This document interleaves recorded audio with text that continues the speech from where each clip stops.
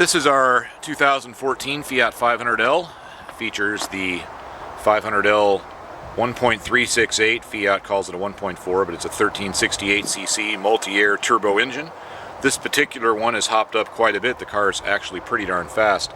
It has the Euro compulsion / HPSI intake system, which takes high pressure cold air from the front of the car, loops it around into a large capacity canister type filter that's rated for 350 horsepower in turbo applications, and then through a smooth transition into the turbo.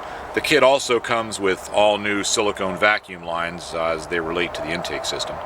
And the car has the Euro compulsion HPSI tune, which is extremely effective. It improves fuel economy, it improves power quite a bit, and drivability. It makes the car not only quicker, but just more responsive to initial throttle even before the boost comes up. And then once the boost comes up, it's quite a bit quicker.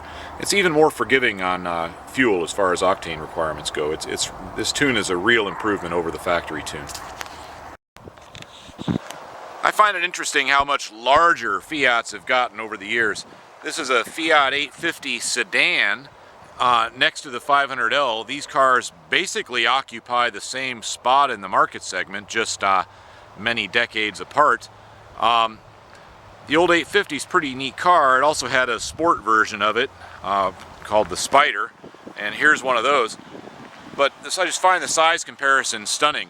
The 500L has a larger motor, 1368 versus 850 cc's, or 843 actually, but the 500's twice the weight, has far more features, doesn't get quite the fuel economy, but pretty darn close.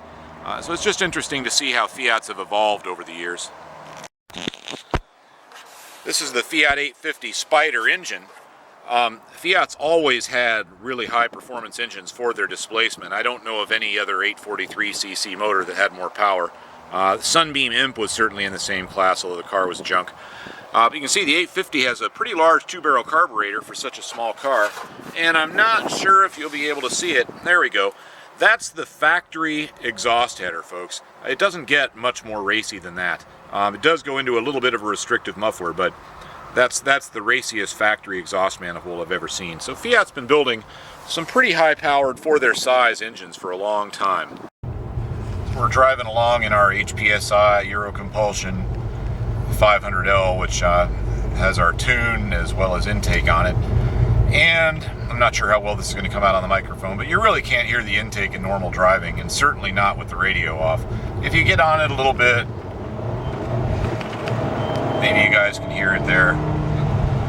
There's a tiny amount of intake noise. I don't think anybody would find it objectionable. We put a lot of effort into noise control with this car on this intake, while still retaining all the performance we can get with a reasonable noise level.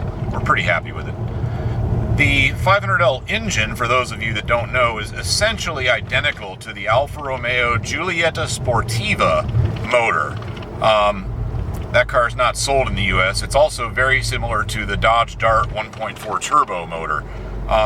It's quite a bit different from the Abarth motor in that the intercooler setup's completely different, and the intake and exhaust are completely different. It's really more like I say, the Giulietta Sportiva. It's almost identical and very, very close to the Dart 1.4T. So that's just something to keep in mind. So we'll do some acceleration. It's 59 degrees, which actually is the standard number people correct to. Professional driver, closed course, your results may vary, everything else. So here we go.